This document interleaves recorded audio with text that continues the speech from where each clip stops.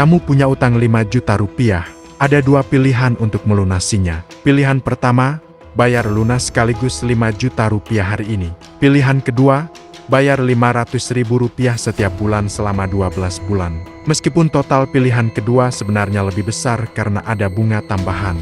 Hampir semua orang akan memilih opsi kedua. Otak manusia secara konsisten lebih memilih cicilan kecil berulang dibandingkan membayar lunas sekaligus. Bahkan ketika secara matematis, cicilan itu membuatmu membayar lebih banyak dalam jangka panjang.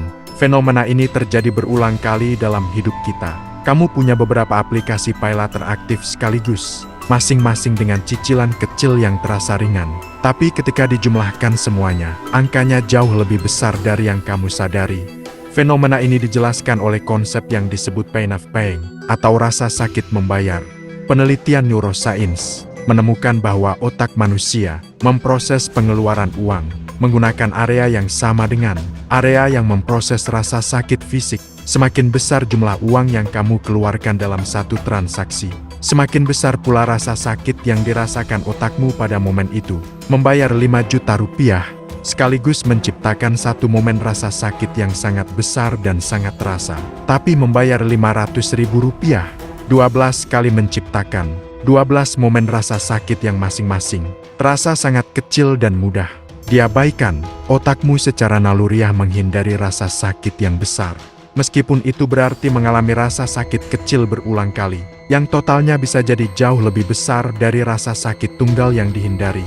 Dan inilah yang membuat cicilan kecil menjadi jebakan yang sangat berbahaya. Karena setiap pembayaran terasa begitu kecil dan tidak signifikan, otakmu berhenti melacak jumlah totalnya. Kamu mulai mengambil cicilan baru tanpa benar-benar memeriksa berapa total cicilan yang sudah kamu miliki sebelumnya.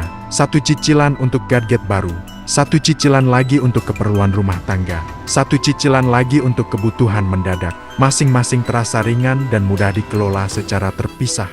Tapi ketika kamu akhirnya duduk dan menjumlahkan semuanya dalam satu kalkulator, angkanya bisa mengejutkan, jauh lebih besar dari yang pernah kamu bayangkan.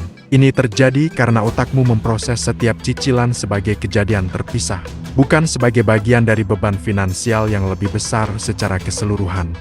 Dan perusahaan fintech serta platform paylater sangat memahami psikologi ini, lalu merancang aplikasi mereka untuk memanfaatkannya secara maksimal.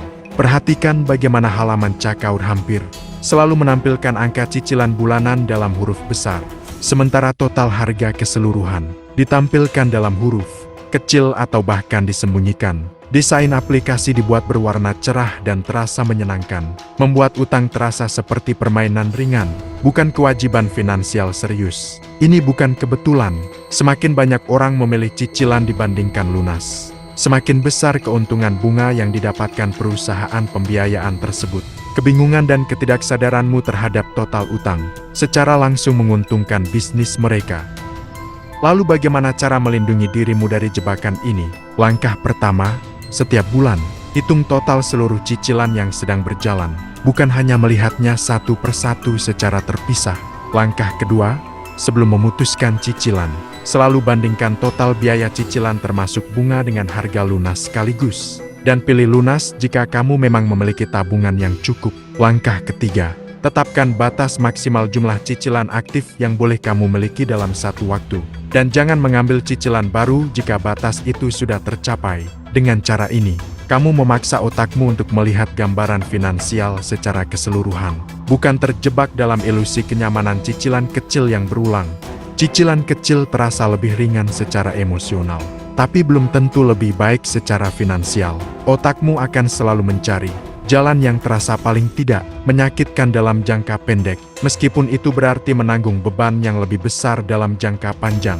Memahami trik psikologis ini adalah langkah pertama untuk membuat keputusan finansial yang benar-benar rasional, bukan sekadar mengikuti rasa nyaman sesaat. Subscribe Fakta Hitam, karena masih banyak fakta gelap tentang bagaimana otakmu diam-diam membuat keputusan finansial yang merugikan dirimu sendiri.